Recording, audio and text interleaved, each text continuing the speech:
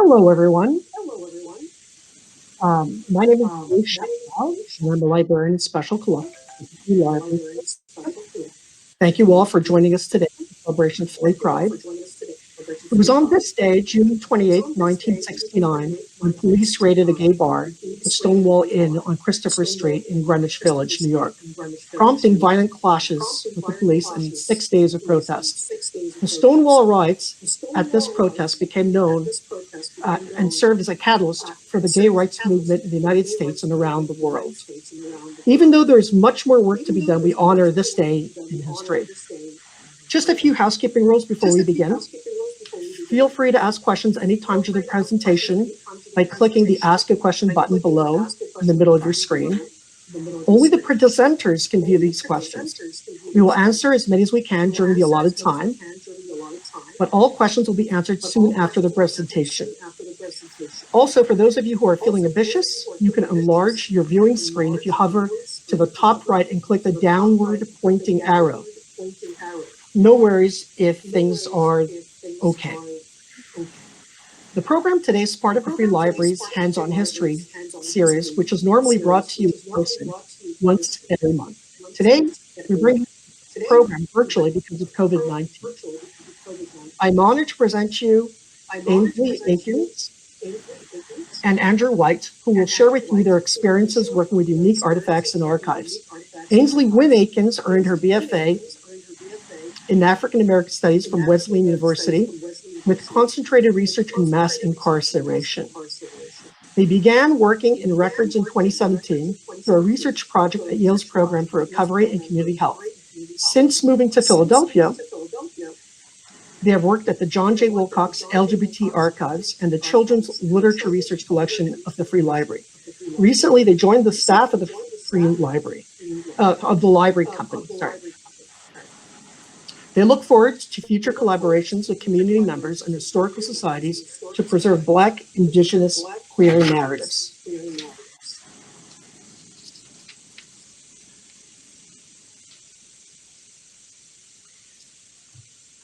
Andrew White is a volunteer coordinator for the Free Library's Parkway Central, and gives tours in the Rare Books Department and trains volunteers for the Rosenbach. His articles on Rosenbach collections, objects, and what they mean for us today can be read at the Rosenbach's Rosenblog. His most recent published fiction story is The Sorrow Night at Sorts magazine. Without further ado, I present to you Andrew White.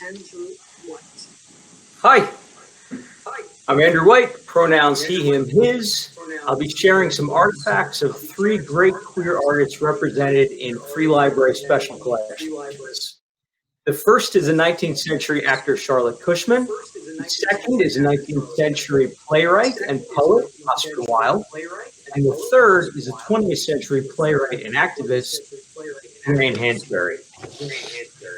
Going in chronological order, let's start with Charlotte Cushman, who was considered the greatest Shakespearean actor in tragedy of her day. She had a stirring, deep voice that allowed her to play both male and female roles. This portrait is a good place to pause because it tells something of Charlotte Cushman's life, and it's currently in Philadelphia at the Library Company, the research library at 13th and Walnut, where this evening's co-presenter, Ainsley Wynn Eakins, has recently joined the staff. This portrait was painted in 1843 when Cushman was a stage manager at Walnut Street Theater here in Philadelphia. She's 27 and is painted in character as Beatrice from Shakespeare's comedy, Much Ado About Nothing. When she saw this painting, Cushman said that it, quote, established in my mind as a settled fact that I am beautiful. The painting also connects Cushman to women she was romantically involved with. One was Anne Hampton Brewster, who owned the painting and described Cushman as, quote, the only being I ever loved or ever shall love. And the other is Rosalie Sully, the daughter of Thomas Sully and a painter himself, who met Cushman while her father was painting her and became her lover. Here's a picture of Charlotte Cushman as a young woman in the Free Library collection. And here she is also in the Free Library collection in Romeo and Juliet, playing one of her famous roles, Romeo. Her sister, also an actor, played Juliet. Another male role Cushman excelled at was Hamlet. With her gift for tragedy and her lush contralto voice, that would have been a Hamlet to see. As Cushman grew older, she retired from performing in plays and instead did recitations. And the Free Library has this program from one of her matinee appearances at the Academy of Music, again in Philadelphia, when Cushman was 57. You can see that Charlotte Cushman is the biggest thing on the bill. The entertainment begins with some musical selections as an opening act, and then Cushman does selections from the play Much Ado About Nothing, which she had performed in 30 years before Thomas Sully painted her. There's an intermission, and then Cushman comes back to read poems in that gorgeous voice of hers.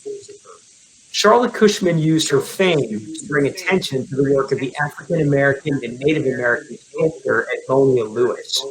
Here are two of Edmonia Lewis's sculptures, The Death of Cleopatra and Forever Free. Forever Free is at the Howard University Art Gallery. The Death of Cleopatra was exhibited at the 1876 Centennial Exhibition here in Philadelphia, and now is at the Renwick Gallery, Smithsonian's American Art Museum.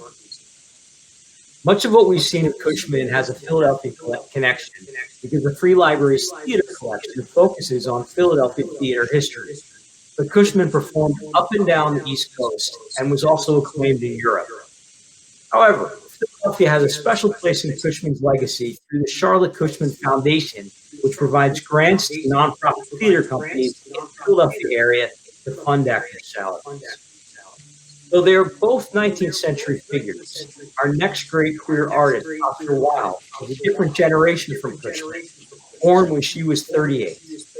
Wilde was best remembered as a playwright and as the writer who wrote some of the most quotable lines ever, like, "There's only one thing in the world worse than being talked about, and that is not being talked about," in his novel Dorian Gray. Another you may have heard, "We're all in the gutter, some of us are looking at the stars," from his play Lady Windermere's Man. The Free Library Rare Books Department has a notebook. Wilde sketched out drafts of poems, notes, and funny little doodles in. He used it between the ages of 20 and 37 when his fame was growing and growing. If you're a fan and would like to know him better, the entire notebook is digitized on the Free Library website. Just type Oscar Wilde into the search function, and under that, click website instead of catalog, and the first thing that comes up is this notebook, all 140 pages of it. When you look through the notebook, you'll get a sense of Wilde's imagination. The page you see here is one of Wilde's doodles. Let's take a closer look at one that looks to me like the Loch Ness Monster. I'm choosing to think that with these interlocking spirals, Wilde is consciously or unconsciously drawing on his Irish heritage. Interlocking spirals like these, often in threes, are associated with ancient Celtic carvings, though they're also found in Bronze and Iron Age carvings all over the place, so that's probably just me letting my imagination run away. It's fun to look at the rough drafts of Wilde's poems and see how the draft differs from the final version. The notebook has many drafts of a poem called Panthea, the theme of which is that the gods have given up on us. Sensual pleasure is the greatest thing in life, and after we die, we continue to enjoy pleasure and be part of life as we're reborn as flowers. There are 30 stanzas or paragraphs, and in the very middle of the poem are two lines that I think sum up its meaning. For man is weak, God sleeps, and heaven is high. One fiery colored moment, one great love, and lo, we die. The gods Wilde talks about in Panthea are Greek gods, and he describes them up in heaven, drinking wine and making out and doing whatever indifferent gods do once they've given up on humankind. Wilde sets up three pairs of human and divine lovers: the moon goddess and her human lover, Venus, the love goddess, and a human shepherd.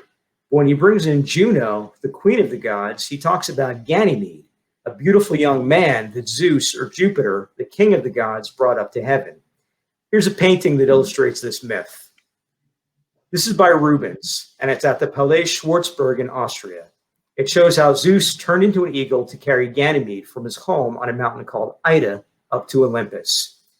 In the published version of Panthea, Wilde says, while young Ganymede leaps in the hot and amber foaming must, must is grape juice, so Ganymede had been stamping on grapes to make wine.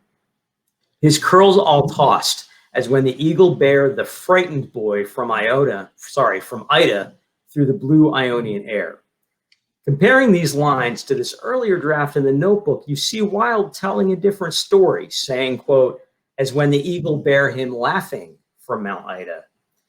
In Greek mythology, gods and heroes like Zeus, Apollo, and Heracles have male and female lovers, and that would have been known to many readers of this poem. So when laughing changes to frightened, it makes me wonder if Wilde edited this to make it more acceptable to the homophobic society of his day. Wilde's connection to Philadelphia is that he visited here as a young man, just starting to become known as a writer and as a personality, on a lecture tour of North America, giving talks on art and decorative arts in January of 1882. He visited a cousin who was a priest at St. Clement's at 20th and Cherry, and also finagled an invitation to visit the poet Walt Whitman in Camden, New Jersey. The third great artist I'll talk about is the playwright and activist Lorraine Hansberry. She's the author of two hit Broadway plays, A Raisin in the Sun and The Sign in Sidney Brustein's Window. In 1959, she was the youngest American and the only Black writer to win the New York Drama Critics Circle Award for Best Play of the Year. She died very young, at age 34. She would be 90 if alive today. Her friend, the novelist and cultural critic James Baldwin, summed up Hansberry's approach to playwriting, saying, quote, Lorraine made no bones about asserting that art has a purpose and that its purpose was action, that it contained, quote, the energy which could change things. In 1957, after separating from her husband of 4 years, Hansberry was living in Greenwich Village, New York, and wrote to the underground lesbian magazine, The Ladder, which was the first subscription-based lesbian publication in the United States. There's a connection here to Ainsley Wynn Eakins' presentation on Anita Cornwell, because Cornwell was published in The Ladder in the 1970s. These images of The Ladder are from the One Archive at University of Southern California and from Alexander Street Press. In her second of letters to The Ladder in August of 57, Lorraine Hansberry wrote, without revised basic thinking, the woman intellectual is likely to find herself trying to draw conclusions, moral conclusions, based on acceptance of a social moral superstructure which is never admitted to the equality of women and is therefore immoral itself.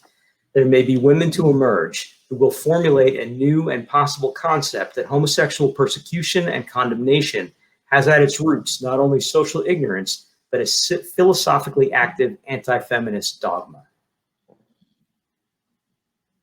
Hansberry's ex-husband, Robert Nemiroff, donated all of Hansberry's personal and professional papers to the New York Public Library, but blocked access to materials related to Hansberry's lesbianism for 50 years. A Raisin in the Sun is what Hansberry is best remembered for today. It continues to have productions. The Free Library Theater collection has original playbills like this one from the New York premiere and this one from the London premiere. Hansberry took the title of her play from a line in a Langston Hughes poem, Harlem, which asked the question, what happens to a dream deferred? Does it dry up like a raisin in the sun? Hansberry met Langston Hughes while she was taking classes in writing at the New School for Social Research and working as associate editor of the radical Black magazine, Paul Robeson's Freedom. Langston Hughes would later read a poem at her funeral. The Free Library Theater collection also has these original reviews of A Raisin in the Sun. From the Philadelphia Inquirer and the now defunct Philadelphia Evening Bulletin, these reviews are some of the first A Raisin in the Sun ever received from some of the first people who saw it. The Inquirer review says, if the true functions of drama are to stimulate, perhaps harass the conscience, mourn defeat, cheer aspirations, and sing to courage, and I believe they are, then Lorraine Hansberry's A Raisin in the Sun meets these obligations in fuller measure than any play we've seen this season. I'll end with some Philadelphia connections. I mentioned before that Philadelphia was the site of one of A Raisin in the Sun's out-of-town tryouts, but living just outside the city today is Imani Perry, Hughes Rogers Professor of African-American Studies at Princeton University and the writer of Hansberry's recent biography, Looking for Lorraine, The Radiant and Radical Life of Lorraine Hansberry. I'll close with Alice Walker's quote on the biography's cover. Quote, Lorraine Hansberry was so dear, so gifted, so Black, so singular in so many ways that to miss the story of her life is to miss a huge part of ours.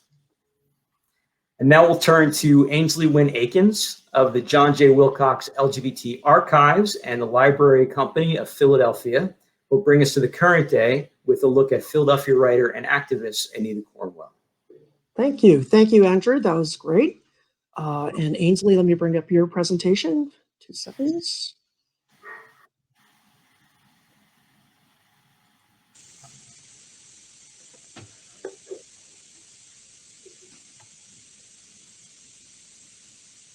Is there an echo when I speak? If anyone in the comments can just say very quickly.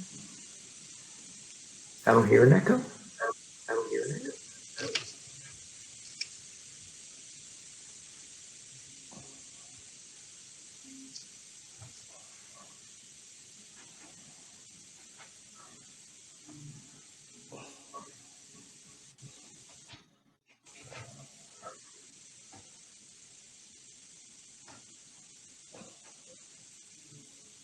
Let's go back to one.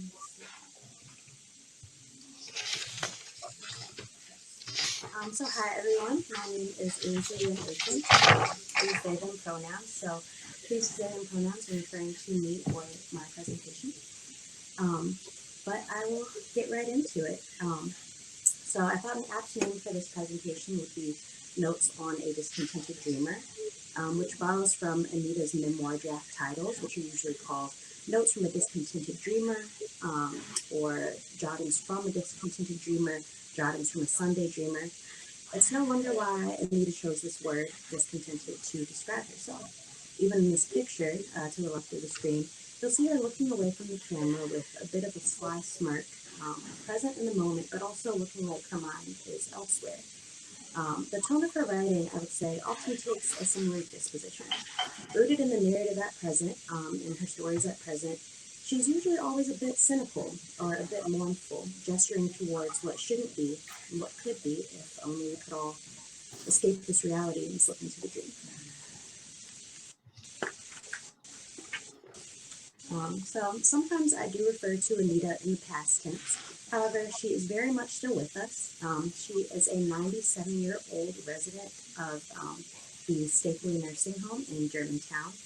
But she is a Black lesbian author, activist, feminist, playwright, journalist, creative, and an elder that deserves all of the respect put on her name. I refer to her in the past tense sometimes because, you know, she has Alzheimer's, and I can't ask her thoughts on the world as it is. I can't really ask her any more about her work. And, you know, she's not really able to write anymore. She's not able to remember very clearly much of her life or make much use of her short-term memory. But I did have the amazing opportunity to meet her in March, as well as her gay goddaughter, Sharon, who helps take care of her. They met in 1988, and Sharon's lived with her off and on for a couple of decades, and by the time that Anita had Alzheimer's, Sharon's now one of the only people that really visits her and helps make sure that she's in good health. But when I met them, Anita was still cracking jokes. She had a very sharp wit about her, but you know, she wasn't really able to follow the conversation from one moment to the next. But I learned soon after that visit that she was taken off of hospice care. We did have a scare right around the beginning of the pandemic. She had a test that said that she had COVID, but later they found out that it was an outdated, inaccurate test. So she's actually fine. And by September 23rd, she will be celebrating her 97th birthday. So to backtrack to the beginning of her life, nearly a century ago, Anita was born into a working class Black household. This, of course, was unfortunately common for Black families to be poor in the South at this time. They were living in the midst of the Jim Crow era. And by the time that Anita turned around 7, 8 years old, she was starting to really become aware of her family's situation. Some of her memoir on the early segments of her life recalls what it was like to live in shacks at the time, living in the backs of buildings or shacks near alleyways, you know, walking miles in the middle of the winter to pick up firewood and collect it so that they could get through another freezing night. You know, hearing about lynchings and violence, even that early on, was a daily reality for her. So Anita's grandmother's story was probably foundational to Anita's own socio-political ideologies. Sharon, her goddaughter, told me that Anita's grandmother was born into slavery and that Anita really did not like to talk about it. Her grandmother, Iola, was born in 1883. So although this was after emancipation, we need to only really look at the history of Galveston, Texas, for instance, where enslaved people were not released when, the Emancipation Proclamation was declared, or, looking at the history of the Black Codes or the abuses of sharecropping. We need to only look at that to understand what Iola likely went through as a young woman. So you'll see to the left a picture of Anita's note to Iola, which was written about 5 years after her passing and 100 years after her birth. But it's a dedication before a collection of prose poems called Chronicles. It reads, "I remember your gaiety first of all. True, I did not appreciate you then because I felt you would be here forever. In a way, perhaps you are, living in all that you touched. Yes, like the rest of us, you had your flaws, but I recall the good things now, especially how you caressed my wounds and brushed away my pain. Most of all, though, I remember your laughter and how you refused to succumb to the terrors of your time." And then on the bottom right-hand corner, you'll see a photo of grandmother Iola in what I believe is Washington, D.C.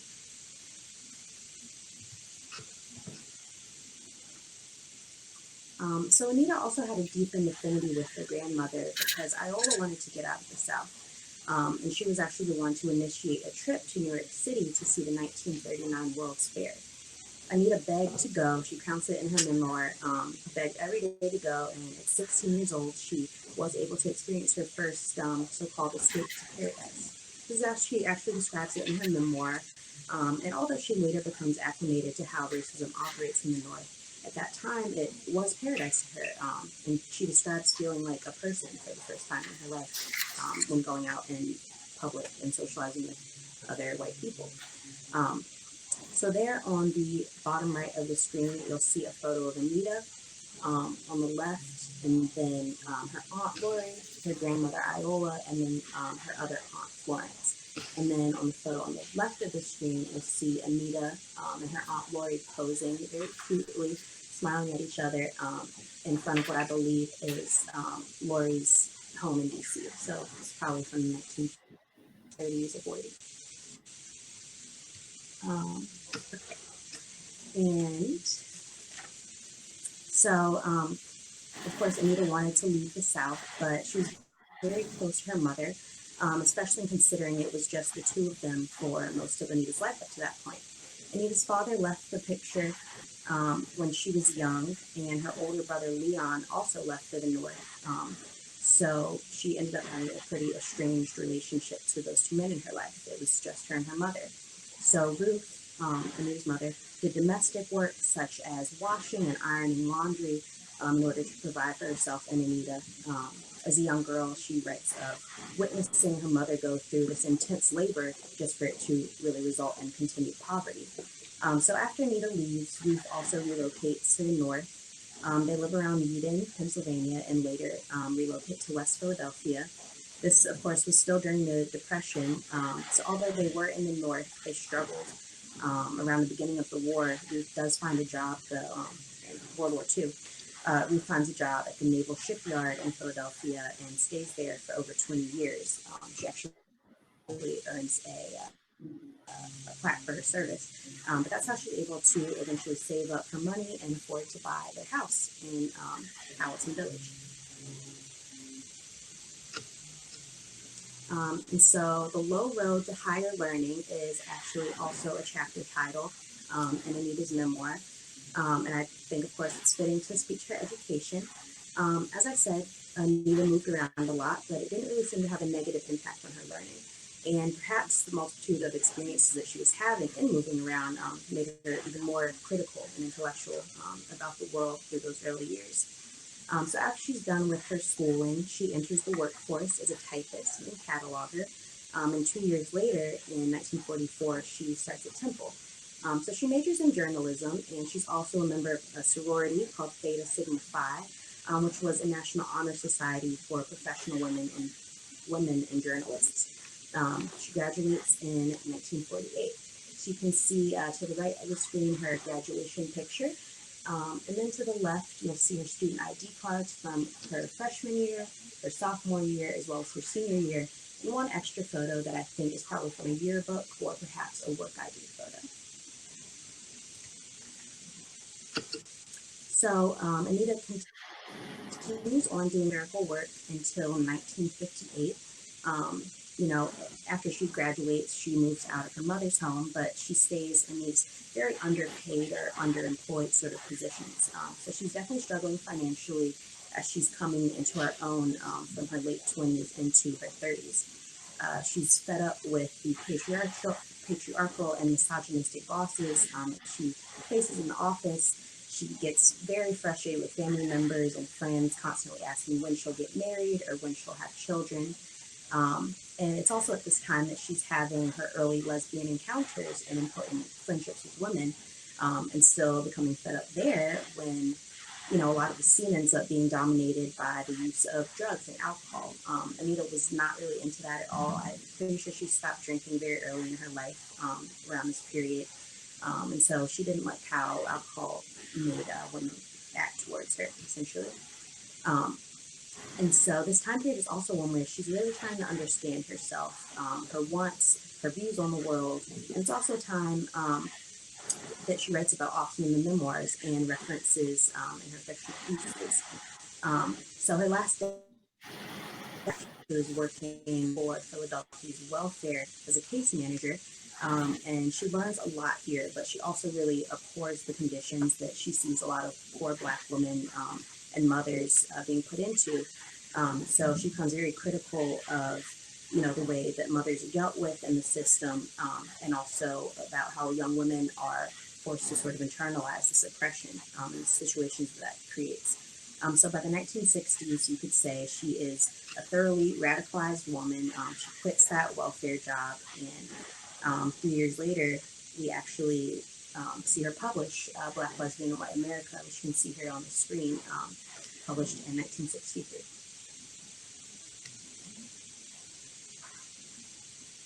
So it seems like her radicalization and embrace of feminism and lesbianism is what really conquers her writer's block.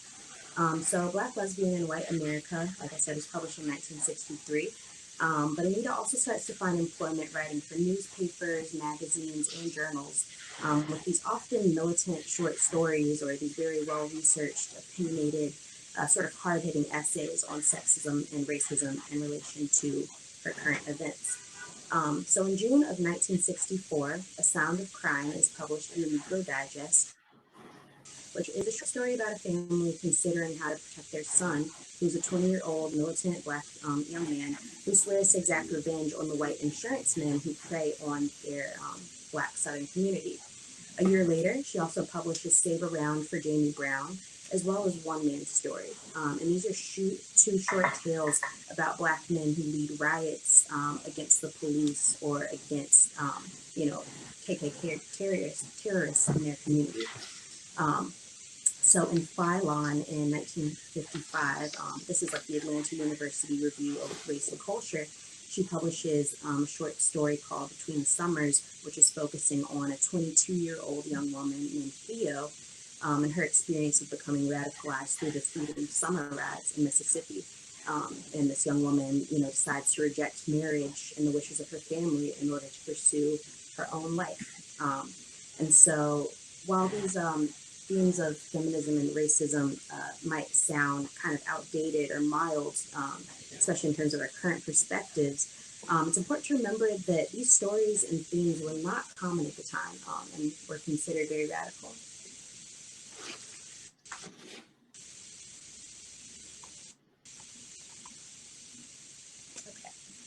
So Anita is one of the first, if not the first, Black lesbian feminist publishing as an openly identifying Black lesbian feminist. She also starts to use terms such as third world feminist and woman-identified woman to describe herself and the movements that she belonged to. I'm not sure yet if she was an active member or contributor to Radical Lesbians in their manifesto, but it's safe to say that she knew these women. She was involved in those circles in Philadelphia and in her travels to New York City, especially Brooklyn. So throughout the 60s, the 70s, and 1980s, she's publishing these essays, stories, and books that are within the Black radical tradition and the and the lesbian separatist tradition. So many of our more famous lesbian, writers, authors, feminist writers know of her or were directly engaged with her in her work. So Anita was actually pen pals with Audre Lorde. You'll see on the bottom left there a picture of one of their correspondences, and then top a flyer of a reading that she did here at Giovanni's Room in Philadelphia. She was also pen pals with Becky Bertha, Anne Allen Shockley, Barbara Greer, who also went with Jimmy Damon. They're one of the founders of the NAIAD Press that most of Anita's books are published through. She's pen pals with Pat Parker, Julie Blackwoman. She interviewed these women. She wrote about them. She reviewed their books and their work. She saw their art, went to their shows, their plays. So if you're not familiar with some of those names, suffice it to say that these are the women who made it possible for people like me now to be out and to write about our lives and express ourselves. They made their own publications across the country, such as you saw the latter in Andrew's presentation. They distributed this feminist work and this lesbian work. They patronized lesbian bars, which unfortunately we've seen sort of decrease in Philadelphia, but there used to be a much larger feminist lesbian reading circle community. And Anita was integral to that. She was also fiercely critical about white women in the movement maintaining racism, and also critical of Black women, Black men, and Black heterosexual people upholding patriarchal oppression. So she was dedicated to really making room for Black lesbians and lesbians of color to lead themselves. She wrote about Sojourner Truth, Mary McLeod Bethune. She wrote about Lorraine Hansberry. And actually, I was able to find recently a book that was, I think I might have brought this up already, but a book that was sent to her that helped her write about Lorraine in one of her own reviews. And she also wrote about her Black queer contemporaries like Angela Davis, Audre Lorde, Cheryl Clark, and Sonia Sanchez. So you'll see in this slide to the right some of her interviews, and to the left some of the articles and essay titles, such as Why Such Abject Fear of Feminism, The Black Woman in America, Wading in Bloody Waters, Abortion, and the Black Woman. Anita was not afraid to write about violence, about the Jim Crow South. She wrote about segregation. She wrote about women's health, sexual health. She actually has a few pieces on BDSM and group fornication. She wrote about O.J. Simpson, Vanessa Williams, what was going on, in the 80s. She wrote about the Black Panther Party, as well as the MOVE bombing. These were the events she lived through that, we see now are so foundational to our public memory and our current calls for reform. So by 1983, Anita was 6 years old. She had already had a 20-year career in writing at that point. So between what was going on with the AIDS epidemic, as well as the police violence in West Philly, of course, and eventually the MOVE bombing, Anita was going through a lot, and she also started seeing women of color, Black women, start to pass away. We see her losing Pat Parker, who she was close friends to, and she's losing her brother, Leon, even though they were estranged. It was quite a shock when she lost him to the Vietnam War, and within a decade, she also lost her mother in 1988. So there's definitely a peak in her activism during that time, and a desire to sort of externalize her thoughts about what's going on in the world. And so you'll see to the right a picture of a petition to free Ramona Africa, who was held as a political prisoner after the MOVE bombing. I believe Anita probably created this petition herself, just because the style matches exactly how she typed a lot of the documents. And then you'll see on the bottom of the screen too a photo of Julie Black Woman speaking at the burger roast that was held at Independence Hall to protest the Supreme Court sodomy ruling under, Justice Warren Burger.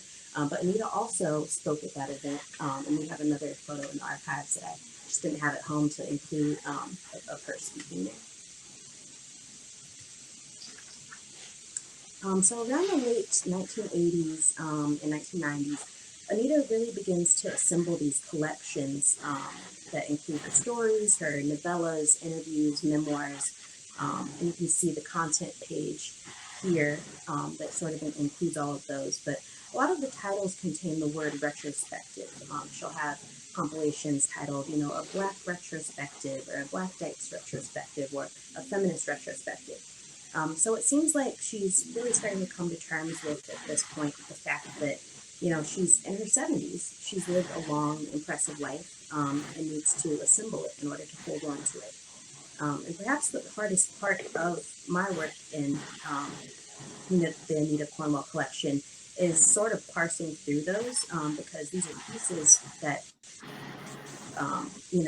include things from as far back as the 50s and 60s. We'll have these pieces of sort of brown crumbling paper mixed in with newspaper clippings from the 1980s, printouts from her home computer in the 1990s, handwritten drafts, on copy paper from the 70s. That's all sort of mixed up together. So as I'm moving through the collection, a lot of our folders are starting to have sort of wide date ranges to account for what she was putting together here.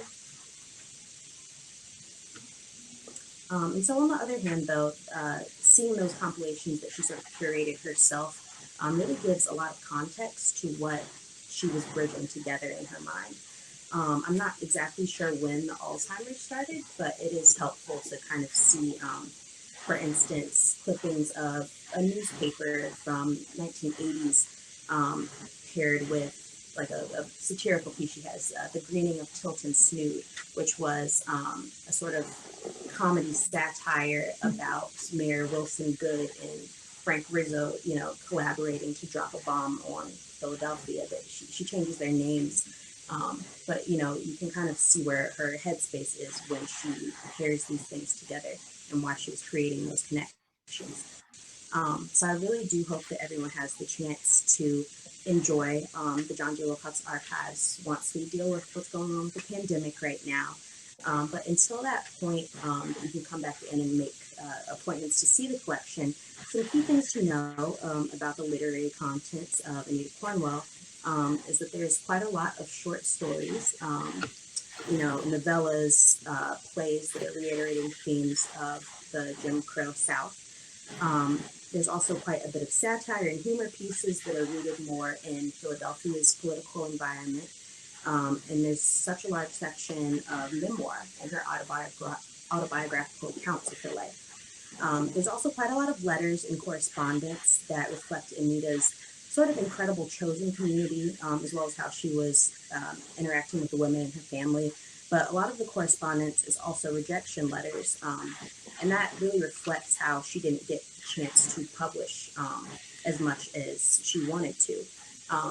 But even still, she did publish 2 books. You'll see, of course, Black, Lesbian, and White America, and then to the left, Girls of Summer, which was her young adult novel.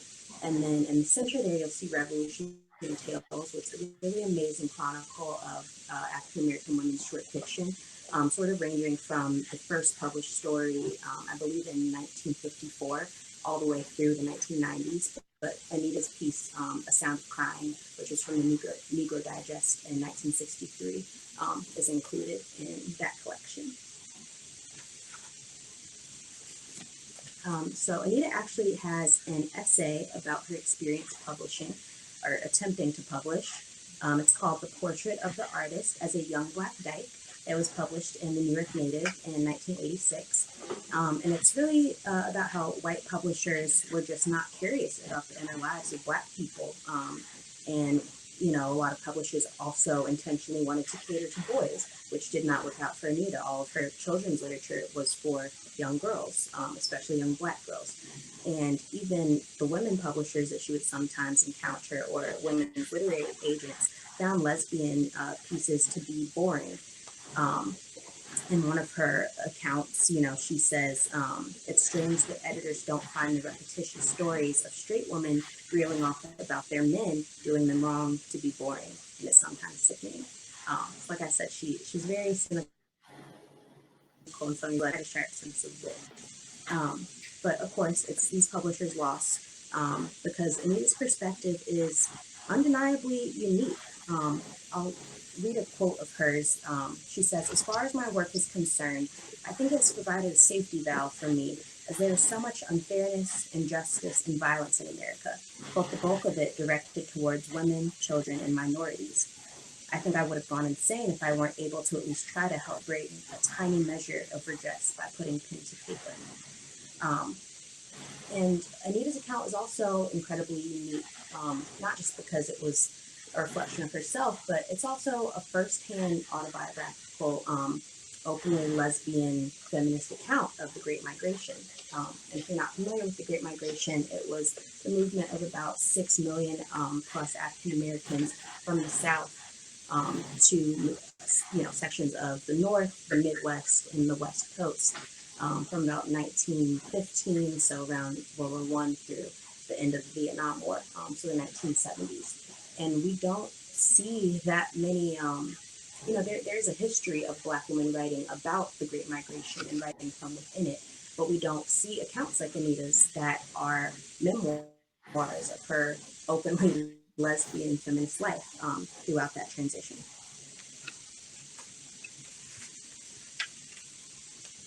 So on this page, you'll just see 2 photos. I believe they may have been taken from the same event. But one is Anita. It looks like sort of a potluck with a group of women writers, I assume, both Black and white, possibly lesbians, probably feminists. And then you'll see on the right hand there a photo of a woman. It seems to be reading or maybe reviewing a piece of literature. So I think these are taken from an event of one of those feminist reading circles that Anita was a part of. And this last slide, please excuse the layout, got a little messed up, but this is the Cornwell house. I just wanted to include this because I actually live not very far, like a 5-minute walk actually, from Powelton Village. I'm right above it.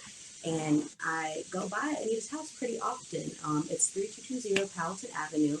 It is currently owned by Drexel and has been housing.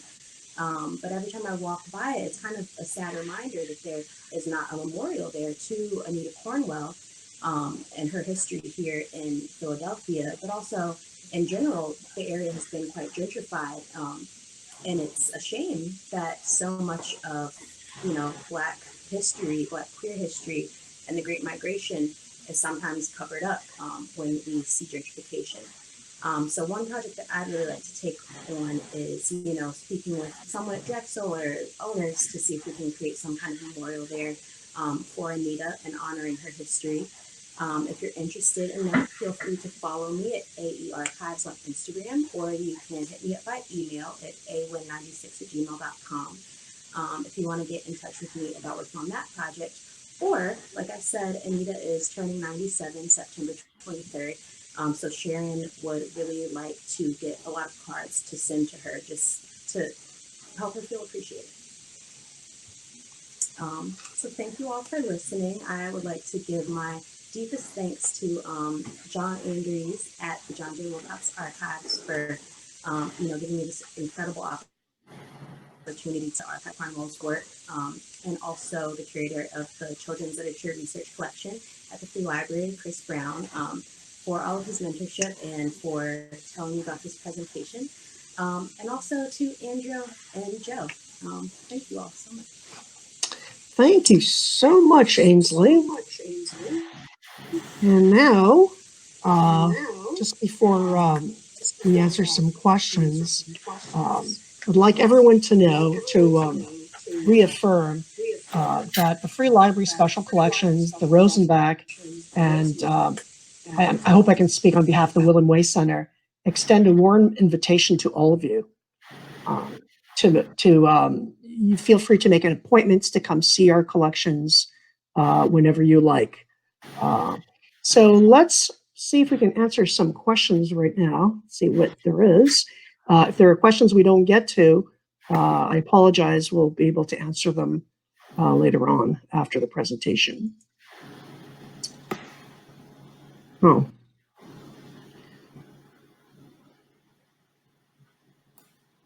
Okay, so where are all of Anita's associates? Were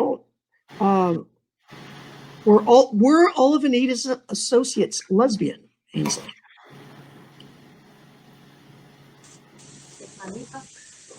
Not all of them.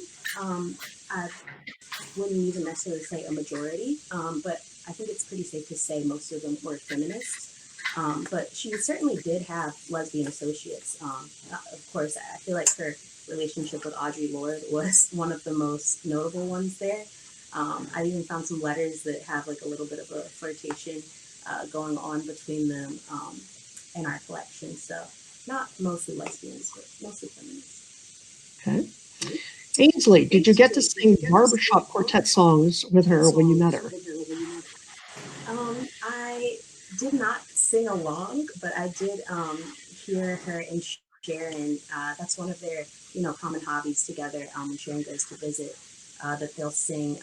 I think the song was "I Love You Truly." There's a lot of different iterations of it, but Anita was very fond of that one. She knew all the words, and I think there were 2 other songs that they liked to sing together. Okay. Ainsley, what do you think Anita would say to current demands calling for prison and police abolition?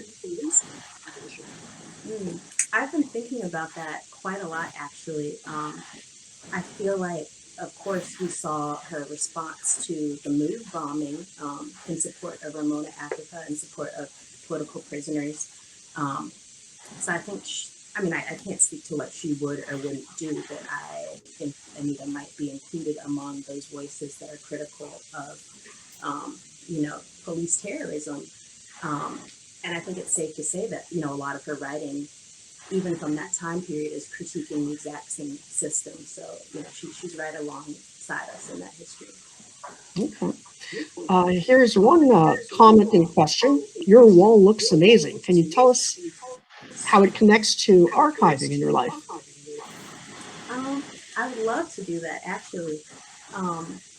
So I would love to become a certified archivist. I'm actually in the process, or I've applied to Drexel, just waiting to hear back. But it is my intention to become an archivist, and I go to a lot of different events related to cultural history, Black history, Indigenous history in Philadelphia. So I have just a lot of different things I've collected from those. Right here, you'll see some things from Indigenous 215 is a really great group in Philadelphia. It's doing activism around removing, statues and things that honor Christopher Columbus, but also just acknowledging the land that we live on and the history here and who's been stolen from the Lenape people. I have a lot of posters of just different Black historical societies that you'll see there. Different artwork that I've collected at events from different museums. I also have quite a bit of flyers from my time at the Free Library because, as you know, we have hundreds of events. So I actually have quite a collection of what we had from Archive Night this year. Great. Here's a question for Andrew and Ainsley. So Andrew, you can answer this one first.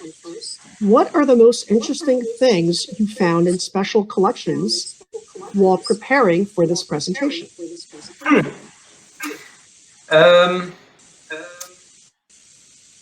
Probably some of the details of Charlotte Cushman's life that I didn't know had really brought her to life for me. That was kind of the big takeaway from my preparation this time.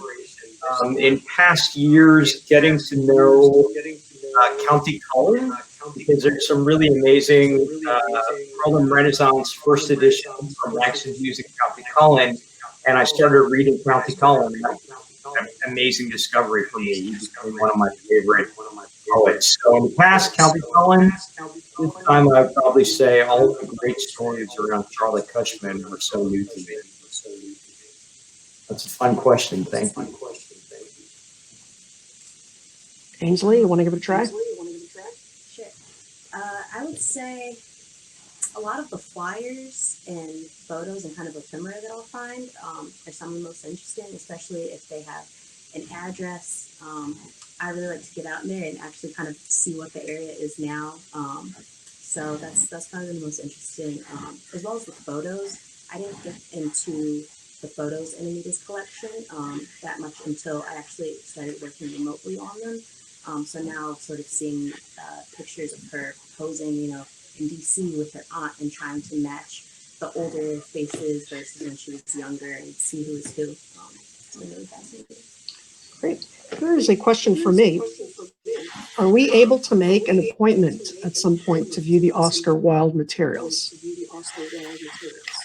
And so the answer is definitely yes.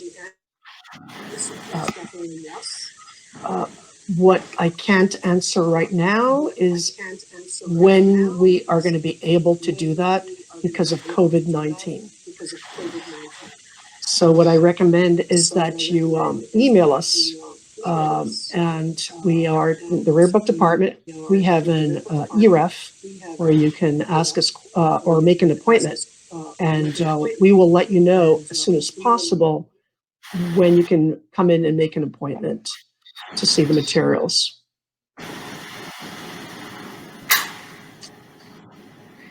Okay, here's an interesting question. Let's see. Andrew, you can take the first crack at this question. You presented on 3 different artists from varying backgrounds and eras. What does it mean to you as archivists or collectors to raise awareness of gay artists? Andrew, and then Ainsley. For me, it's really meaningful because queer histories are so often erased, or great queer figures from the past are put into this zone of, well, maybe Oscar Wilde was just really good friends with Lord Alfred Douglas. You see that all the time. So there's this people's discomfort with the reality of queer lives causes them to try to sort of cover it up like they're doing us all a favor or doing the deceased a favor. And the result is that queer people, I fear, that could end up feeling like they have no past or no history before Stonewall. And that's certainly not true. So for me, it's really meaningful to bring these ancestors to the fore. And I hope that people can claim them and feel a connection to them. Thank you.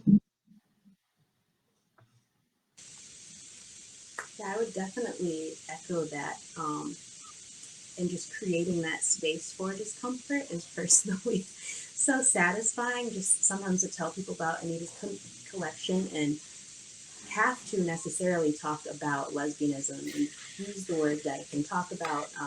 Anita wore a lot of men's clothes casually, but she didn't identify as femme but she hated that dynamic. But just to really have that discussion, not to even personally persuade them, but to tell them this is history. It's definitely very empowering. I also am someone who identifies as non-binary and as a lesbian, so I think it's deeply important for me to work with this collection, to be exposed to other Black lesbians from history, from Lorraine Hansberry to, Alice Dunbar Nelson, to just really hear their stories and be connected to more literature, and then in turn relay that to people that I know and communities that I know, and try to integrate that into different forms of education. I really appreciate just being able to speak about it. Great. Well, thank you everybody for participating. And I'd like to, someone says here, I would like to congratulate both of you, especially Ainsley, on her new role at the library company. So good luck to you, Ainsley. And I think Andrew White is the person who really wanted to get that message through. And thank you, everyone, for participating and listening to this presentation. And we look forward to future virtual presentations, and we hope that you come back for future programs. Thank you so much. Thanks for coming, everybody. Thank you. See you, Ainsley.